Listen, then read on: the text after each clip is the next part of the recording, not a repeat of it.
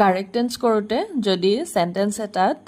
as if, as though, I wish, it is time, it is high time আদি ফ্ৰেজবোৰ থাকে তেতিয়া ব্ৰেকেটৰ ভিতৰত B থাকিলে where লিখিবা আৰু মেইন ভাৰ্ব থাকিলে ভাৰ্বটোৰ past form লিখিবা তোমালোকে ভালদৰে বুজি পাবৰ কাৰণে ক্লাস 9 আৰু 10 ত আহি থকা কেইটামান এক্সাম্পল দি দিছো এক্সাম্পল কেইটা ভালকে চালে তোমালোকে আৰু বেছি ভালকে বুজি পাবা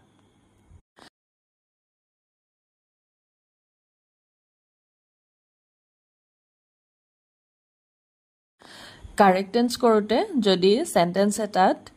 as if, as though, I wish, it is time, it is high time